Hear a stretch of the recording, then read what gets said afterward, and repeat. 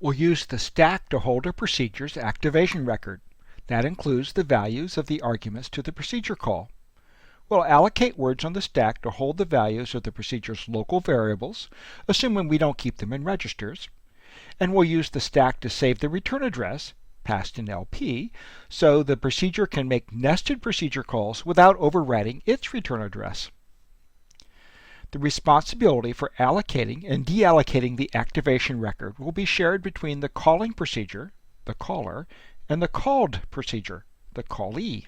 The caller is responsible for evaluating the argument expressions and saving their values in the activation record being built on the stack. We'll adopt the convention that the arguments are pushed in reverse order. In other words, the first argument will be the last to be pushed on the stack. We'll explain why we made this choice in a couple of slides. The code compiled for a procedure involves a sequence of expression evaluations, each followed by a push to save the calculated value on the stack.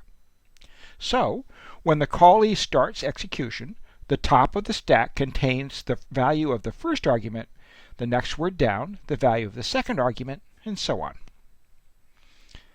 After the argument values, if any, have been pushed on the stack, there's a branch to transfer control to the procedure's entry point, saving the address of the instruction following the branch in the linkage pointer, R28, a register that will dedicate to that purpose.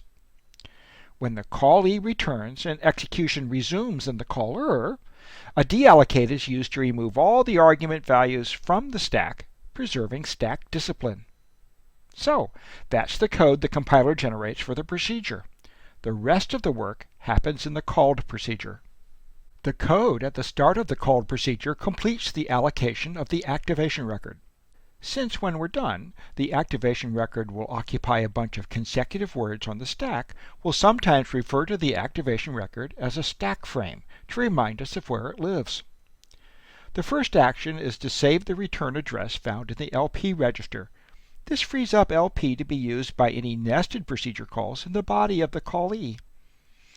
In order to make it easy to access values stored in the activation record, we'll dedicate another register called the base pointer, BP or R27, which will point to the stack frame we're building.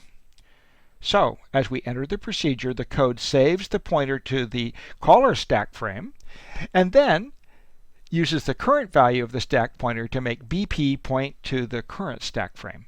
We'll see how to use BP in just a moment. Now the code will allocate words in the stack frame to hold the values for the callee's local variables, if any. Finally, the callee needs to save the values of any registers it will use when executing the rest of its code. These saved values can be used to restore the register values just before returning to the caller. This is called the callee saves convention, where the callee guarantees that all register values will be preserved across the procedure call.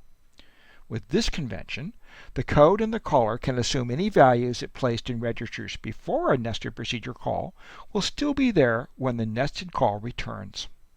Note that dedicating a register as the base pointer isn't strictly necessary. All accesses to the values on the stack can be made relative to the stack pointer, but the offsets from SP will change as values are pushed and popped from the stack, for example, during procedure calls. It will be easier to understand the generated code if we use BP for all stack frame references. Let's return to the question about the order of argument values in the stack frame. We adopted the convention of pushing the values in reverse order, in other words, where the value of the first argument is the last one to be pushed. So, why push argument values in reverse order?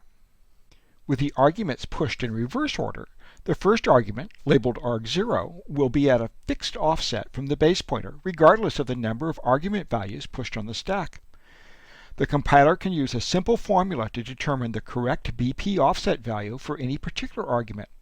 So the first argument is at offset -12, the second at -16, and so on. Why is this important? Some languages, such as C, support procedure calls with a variable number of arguments. Usually the procedure can determine from, say, the first argument how many additional arguments to expect. The canonical example is the C printf function, where the first argument is a format string that specifies how a sequence of values should be printed. So a call to printf includes the format string argument plus a varying number of additional arguments. With our calling convention, the format string will always be in the same location relative to BP, so the printf code can find it without knowing the number of additional arguments in the current call. The local variables are also at fixed offsets from BP. The first local variable is at offset 0, the second at offset 4, and so on. So, we see that having a base pointer makes it easy to access the values of the arguments in local variables using fixed offsets that can be determined at compile time. The stack above the local variables is available for other uses, for example, building the activation record for a nested procedure call.